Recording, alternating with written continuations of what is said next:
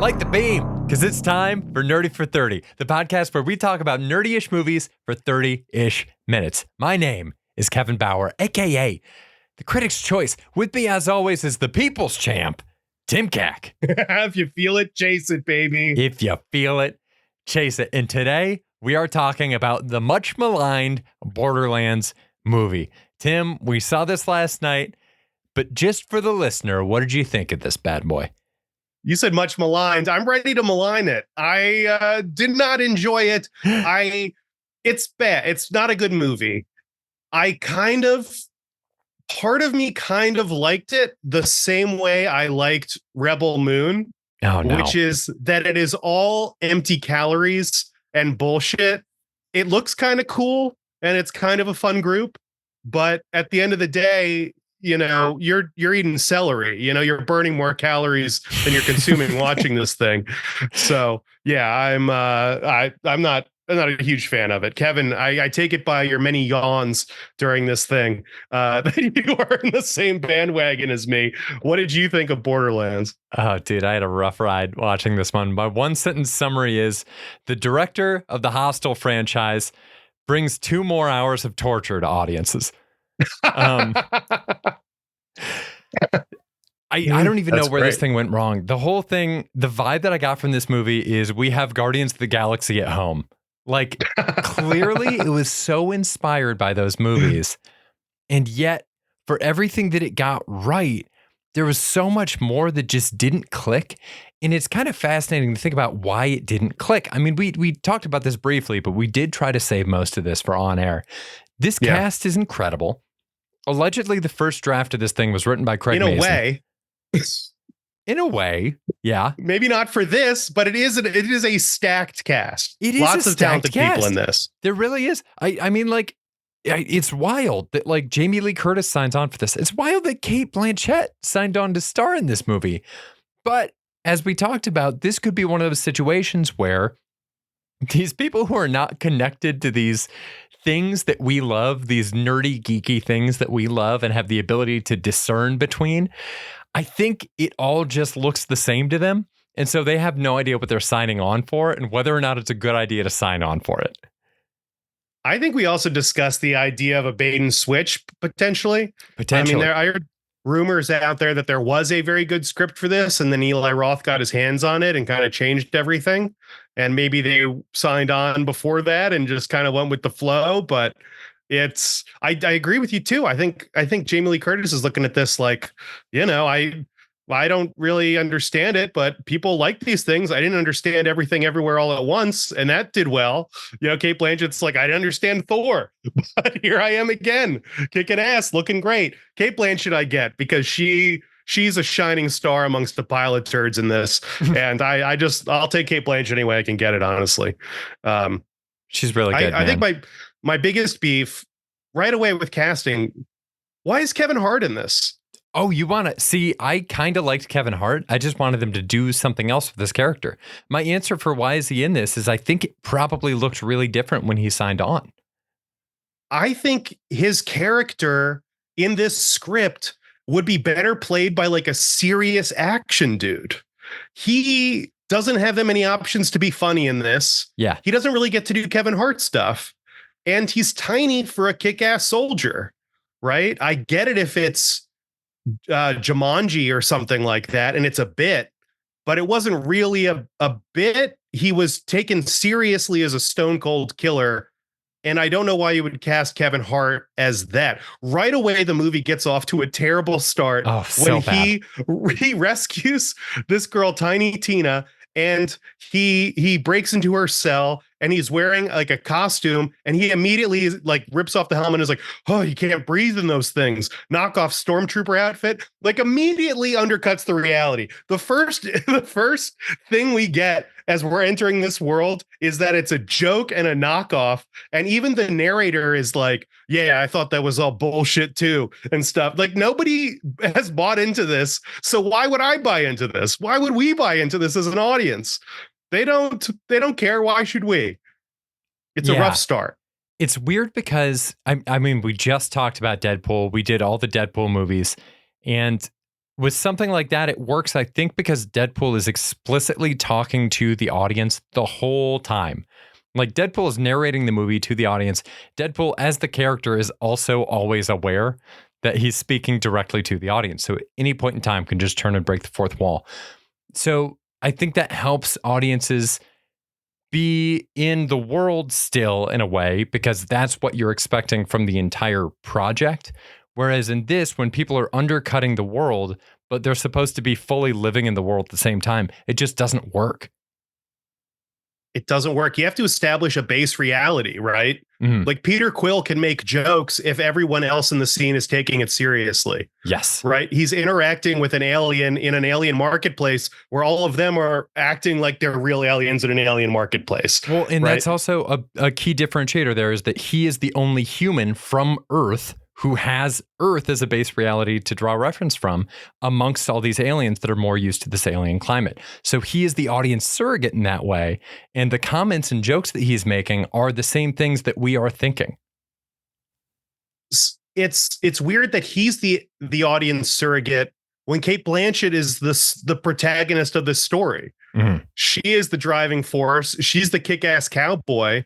And her character is very strange, but she's also making sarcastic jokes and taking everything lightly. Like, comes as it comes as easily as it goes. She's just trying to get this, keep her head down, get this stuff done. And, she's cracking jokes, but Kevin Hart's also there cracking. I think this would have worked way better if we get, we just watched Alien. If we've got, the guy with the cigar in his mouth saying, "Welcome to the core," kicking ass and like big arms, big guns, taking names, like taking this very seriously and militantly. I think that works better in this movie with this script than Kevin Hart does. No shade to Kevin Hart. I mean, I feel like the rug probably got pulled out from under him with this script or with the way this movie turned out. Totally agree. I think that's a bigger thing too. Not everybody can be funny. Like, every single character in the crew can't be funny. It just doesn't work. You need somebody who's holding the whole thing together. Yeah. I also don't understand the fact that it's Kevin Hart. Really had Kevin Hart be in this movie a lot when I don't think he should have. For example, the movie opens with him rescuing this girl and meeting Krieg. Mm-hmm. And then we don't see them for 15 minutes as Cate Blanchett sets up the story. I don't think we need to meet Kevin Hart or Tiny Tina or Krieg until Cate Blanchett discovers them in the story. I don't think we get anything from meeting them prematurely and having Kevin Hart make fun of everything that's happening and not taking it seriously. And then just introducing them organically when the story introduces them. It seemed crazy. There's also a part where we pretend that Kevin Hart was killed, right? They all escape and he does a heroic thing where they have to hold two electrical wires together, and Kevin Hart, and they're trying to get out of this cave in an elevator, and the electricity is shorting out. So he takes two cables, he duct tapes them together so that they can use the elevator. And then he just stands there holding the duct taped cables together as if they weren't duct taped, just so that they can all leave and abandon him in this mine. So it's a heroic sacrifice. Immediately, that heroic sacrifice is undercut because we cut back to him crawling out from under a big pile of bodies, which, again, I don't know how that even makes sense. How did he get covered in bodies? He literally got tackled by a bunch of living things. Like, we don't even get to see the cool fight. It doesn't make sense that this would happen. You could just cut to him showing up at the end, which his big entrance at the end is just rappelling down from the sky to do fucking nothing. It's so lame. I don't know. So it's so lame. It's lame. There's so many awesomely lame moments in this movie where you're like, oh, this could have been something. That one stinks too, because they call out, wow, what an entrance, in a way where the character kind of seems impressed, but it's also not super clear if this character is impressed, because this is the worst villain that I've seen since Madam Web, but we can get into that later. Oh, the villain is so bad. But I mean, do you agree with me with all these, this extra Kevin? I mean, I think Kevin Hart's great. I think he's great. I think having him in this movie just really threw everything off with this script. The other characters can at least fade into the background a lot more, but Kevin Hart is like a star. You can't just walk around Kevin Hart, in these movies, I think. Yeah. This has to be a bait and switch situation. This has to be a very different script from what he signed on for, because they're just not using him in a logical way in the slightest. I mean, for all the actors, it's weird. The one who has the weirdest path through this movie, in my opinion, is Florian Munteau, who plays Krieg. Now, I consider myself one of 5 people who stan Florian Munteau. I've wanted this dude to pop off since Creed 2. Like, just strictly based off the fact that this guy is fucking huge. And, when you see a huge king, you just want that guy to pop off. Huge kings? I will back Alan Richardson in any project he decides to go into, because that dude is big. And, you just love to see it, man. We stan our jacked kings. We stan our jacked kings. People are upset about it, but I'm taking the knee every time.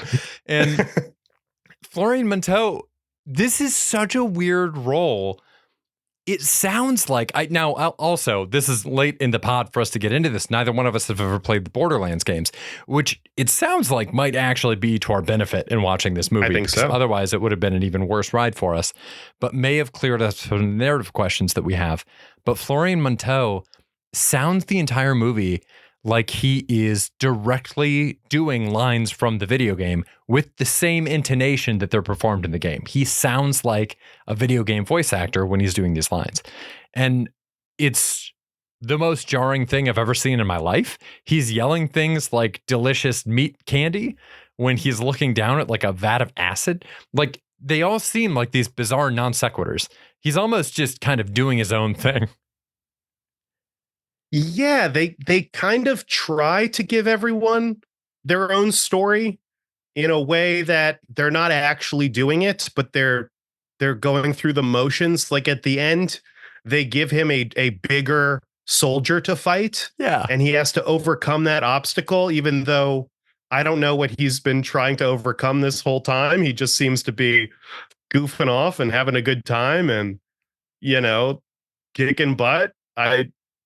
It seems like I don't know if he has an arc, but his whole thing is built around loving Tiny Tina. Yeah. And so I think that's something, if you wanted to make him interesting, you could experiment with that relationship.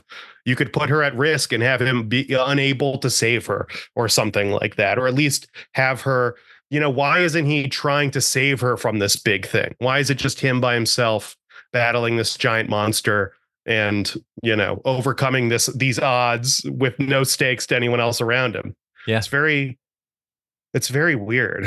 What do you think of Tiny Tina? Because I think I kind of like Tiny Tina as just off on her own. I think the actress is fun, and I like the bombs and the aesthetic and the ears, and I was just kind of digging Tiny Tina. I don't think she makes sense. I think she just kind of wanders off and does her own thing. I think she has there's like no stakes in her life. Like, everything's a joke. She just is excited to fall in some acid and doesn't seem to care about anything, but also is like supposed to be like an emotional core of this movie. It's very weird. She's strange, but I like it. I like her in general. She kind of works. I do agree that the actor did a really good job.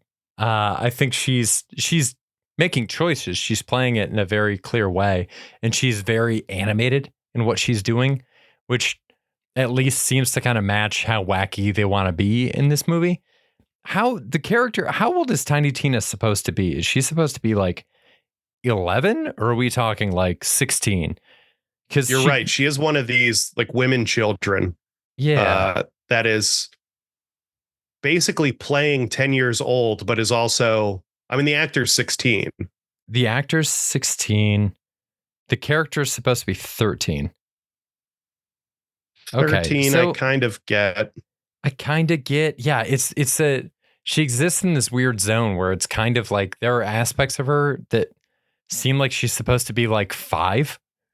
And then there's aspects of her where it's like she, I think, as a 16-year-old actor, is like bringing a bigger emotional depth to it that feels at bizarre odds with when she's supposed to be 5. The whole time it fell into the thing that we've talked about with like child actors before.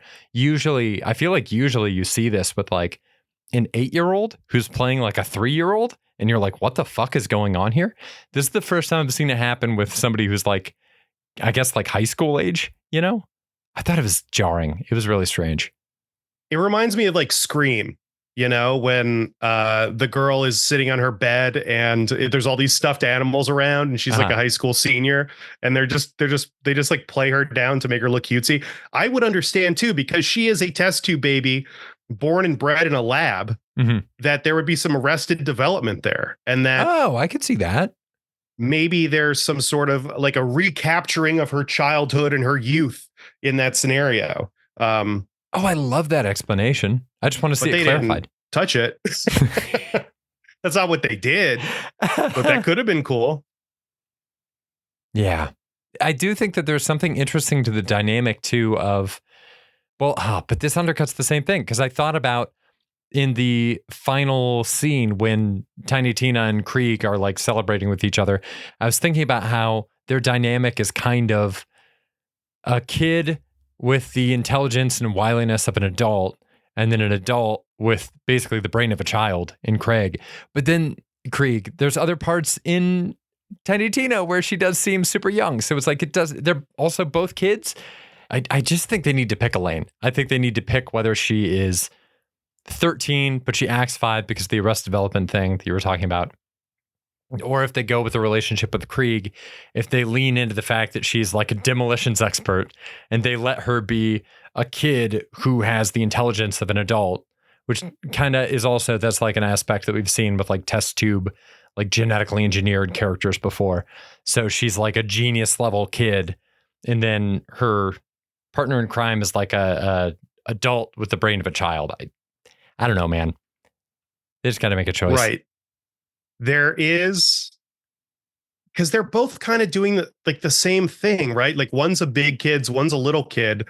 They're both goofing off. They both seem to have the same level of stakes to them. They seem kind of redundant. You think there'd be a bigger like contrast between the two. Like maybe he's real dumb and she's real smart. Like there needs to be something that differentiates the two. But they just wander around and all this stuff. And Tim, you said the word stakes. I did want to bring that up too, because I don't feel like this movie had any real stakes. They tried to introduce a little bit of doubt into the audience as to whether or not Tiny Tina was going to die when they unlocked the portal in the end. Felt like a real afterthought. Felt like felt like they got to that point in the script and they were like, oh yeah, we forgot to do stakes. For most of the movie, I had no idea what anybody really wanted. I knew the MacGuffin they wanted to get. But is Cate Blanchett really just there because she wants money? What does anybody else want? What's Kevin Hart really want?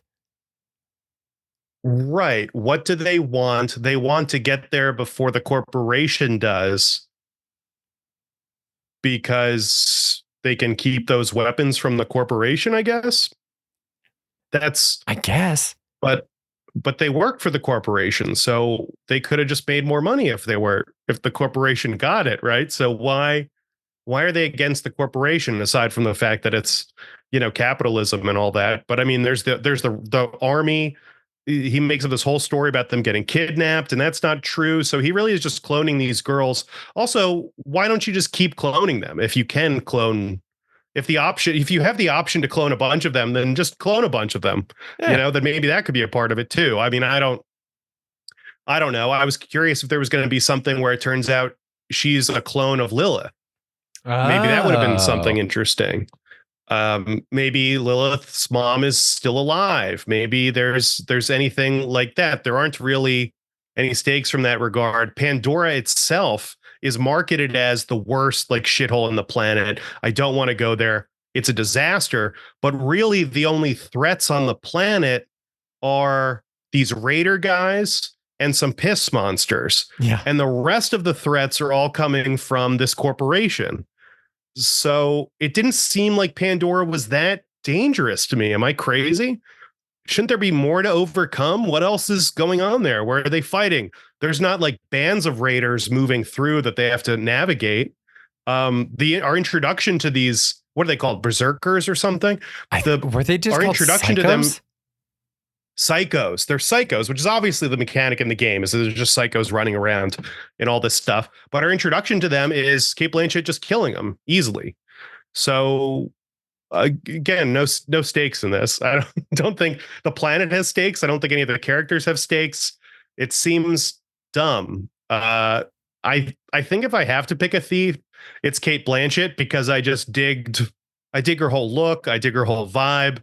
I like her costume's great. Her guns are cool. She's doing cool stuff the whole time. I'm here for Cate Blanchett.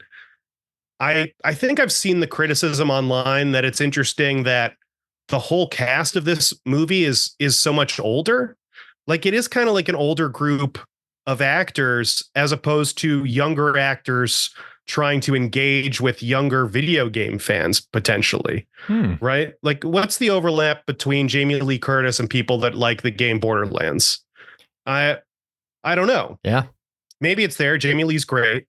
And it is weird that they're talking about how old Cate Blanchett's character is, and she's hanging out with Jamie Lee Curtis, who I guess is older than her, but she's talking to people that look like in the similar age range character wise, but it's all about her mom, who they're all friends with, but also, I don't know. It just seemed like there were multiple things, you know? I don't know if like the story of an aging gunslinger bounty hunter necessarily lines up to me with, you know, like lost family and trying to reconnect with like your mom. Am I wrong there? It's not like it just seemed like they were doing multiple things, right? But Cate Blanchett's saying I'm too old for this, while everyone else is saying, you know, your mom really loved you, but also she was abandoned by her mom. And also she said she would never go back to Pandora, but yet she's the one assassin or bounty hunter being chosen by this corporation to go back there and find it. And the guy doesn't have any hunch that she might be this person if she's from Pandora. And it's like it's weird, man. The whole thing's weird and shitty. Yeah, it's really strange. And I think it's mostly because they don't pick a lane. They don't clarify any of that. It's cool that this movie is casting older actors for it. You know, it's cool that Jamie Lee Curtis gets a chance to be in this action movie where she's shooting people. It's cool that Cate Blanchett gets the opportunity to be a gunslinger in a movie. It is strange, specifically with the choices that they make in this movie, that they are saying that she's too old for this, but then that's not actually really a detail about the character that's ever explored. It leaves you wanting. So it makes it strange, because if they just didn't comment on it at all, I don't think anybody would have a problem. Like, there's not a situation where anybody's going to be like, she can't shoot that gun. She's too old. Like, she is so good at the action in this movie that nobody would even question it. So it's strange to have the character bring this up as a detail and then to have it not be explored whatsoever. But I think maybe it's also that we're just thirsty for them to do anything with these characters. We just want to know anything about these people. Like, Kevin Hart has that whole monologue where he talks about, like, I decided to defect because I didn't want to see what happened if the corporation got this. But we have no reason to believe him. It's a really altruistic thing to do. We have to take him at his word because we haven't seen any of it. We haven't seen like a clip where something terrible happened to him. We haven't even seen a hint where something terrible happened to him or people he cares about. It's the opposite of what we talked about in Andor and Rogue One, where the whole thing they're doing in those movies is giving you a lot of background on how bad the Empire is and how unfair the universe is to live in under the Empire's rule. We get none of that with Borderlands. You're right. There's just nothing. None of the characters have anything of depth. I mean, I'm also thinking of like, you know, I love the I'm too old for this trope. Yeah. You know, with like Lethal Weapon's one of my favorites. You know, you got Roger Murtaugh and all he's saying is I'm getting too old for this. But that is the through line for his character through the whole series, is that he's close to retirement. He's doing one last job. He's just trying to make it to retirement. And now he has to deal with the exact opposite person that he would want if he's just trying to meet this goal. Like, he's just trying to get through it. And he's paired with like this fire starter who's kicking ass and getting all kinds of trouble. Like, that's enough. Like a detail like that is enough to create fun characters and fun connections. And it just seems like stuff like that is just thrown in. You're right about Kevin Hart's character, how it's all like great. Jamie Lee Curtis's character is just researching the vault. And here's something I didn't understand. Cool. The in order to get to the, which like, what are you researching? Yeah, What is there to research? There's 3 keys. There's 1 vault. What are you dedicating your entire life? I'm here to study the vault. What are you talking about? Also, did you notice they say, maybe I'm missing something. They say there's 3 keys to the vault. Yes. They have one. They find another one. Yep. Then they have the girl. Then they put one of the keys in the ground and have the girl stand on the thing. Yes, I was like, dude. Where's the 3rd key? What is the 3rd key? Where is it? Like, just fuck off with the 3rd key. Why even tell us about this? Huge plot hole. I was like, what is happening? Why are we doing this? Do they combine? Did Kate Blanchett's character find the bottom half of the cone or something? They just need a scene where they're connecting them. That's it. Or just 2 spots to do the. I don't get it. I don't get how that's possible that you only use 2 keys at the end. What? It was crazy. When Kate Blanchett like slaps down the final key, I was like, where was that? What? Like, did she get it from Ariana Greenblatt and then slap it down again? Like, did they take it out and then put it back in? Well, what do you mean the final key? That was the same key, wasn't it? The second key or whatever. So it was like, there was like they put a key down and then Ariana Greenblatt stood there and tried to open the thing. Whatever. Then I can't remember if they put 2 down before she stood on the thing or what. I think they might have put 2 down before she stood on the thing. But when Kate Blanchett showed up, she put another key down. They made like a big point of showing her like slamming it down onto this thing.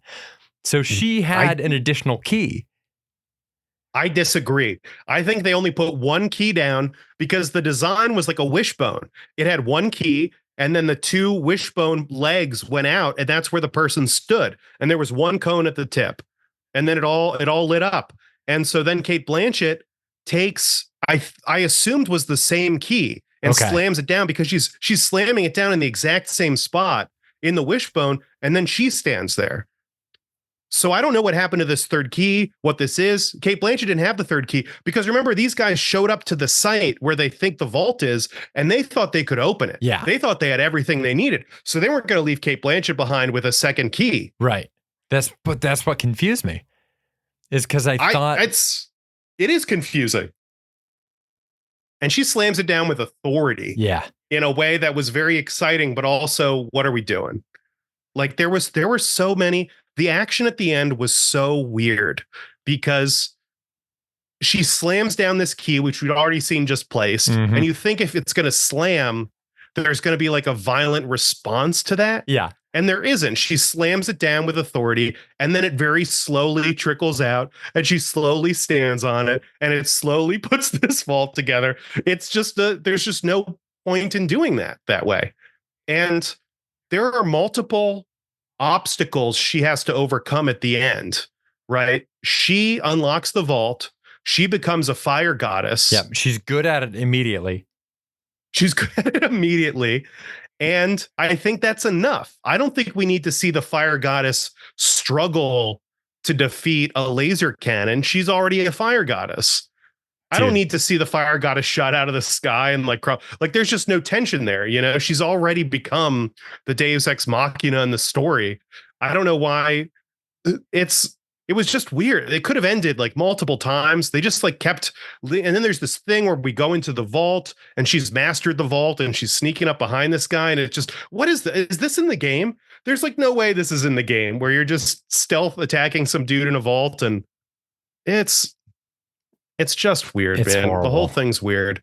And Kate Blanchett also masters teleporting immediately. Yeah. Oh, that's the other thing I was thinking. So there's a teleporting scene in the middle of the movie when they all escape the mine without Kevin Hart, but then he survives. And the whole group gets teleported, and Tiny Tina thinks it's her that did it. Yeah. She's very confident that she did it. I kind of like that. Also, I kind of like it too, but I'm also like, oh, was there something going on in her that did this? Or I don't know, whatever. It's fine. But then Kate Blanchett shows up at the end and she teleports down to the rest of the group to save them. Why can't she just teleport them all away? My man, my fucking man. I was thinking the same thing. Take them back up to the top where the army isn't. Come back down, do your fight. Take them to safety. Take them to safety. Come back and do all this stuff. Come back and negotiate and have them racing back to save you or something like that. To her credit, they weren't really in danger because the whole army was down there doing jack shit. Every time somebody would show up to kind of like join the battle or something, the army stood stock still because they were being led by a bad leader. This guy that runs this thing, he's a terrible character, a very bad actor, at least in this role. It was hard to watch, dude. He's bad, man. The lead guy was so confusing. And our introduction to him was so weird, man. Yeah. Where one guy introduces himself and this to me feels like, I was saying the whole time, is like, this could have been good. The whole time I'm watching this, I'm like, this could have been good. This easily could have been good. The budget it seems good. The cast is good. There's a lot of the elements are all there for you to create a good movie, and you just didn't. Yeah. And they have a scene where someone's asking, Lilith to take one more job, Cate Blanchett's character, and she's this like not assassin. She's like a bounty hunter cowgirl, and she just kills him instantly. And I love that. I love the idea of that. But then also one of them is alive and he starts talking, and then another guy gets up and is like, wow, I'm actually their boss, and she kills him. And then then his face is lighting up and all this stuff. And it's like pick a thing, I'm not. The idea that someone would immediately kill those people, I love. And that's something I always question in action movies, is like, this is the bad guy. You have them. You have the opportunity to shoot them. Effing shoot them, Loved it. Loved that moment. Just kill them. And it's cool that she does it. And immediately it seems like it's undercut by all this other stuff and people coming back to life and whatever. It's everything cool was immediately not cool in this. Yeah. I thought. Yeah, totally agree. Listener, what did you think? Did you have the misfortune of seeing Borderlands? Let us know. Send us an email, nerdy430@gmail.com. We'll read it on our next mailbag episode, whenever that is. We haven't done one in a while because we haven't got mail. Fix that, listener. But don't go see Borderlands just because of that. You don't need to see this one. This is one of the worst ones we've covered on the bottom. It's bad. The CGI is bad. Oh, it's very bad. They didn't even need the CGI in some parts. They just went out of their way to show CGI of them falling. God, I know. It's not good. We'll be back here again next week with Alien Romulus, which I'm excited for. I think it's going to be fun. I've got high hopes for this one. We will see you then. Until then, stay nerdy, everybody. Bye. Stay nerdy. Bye.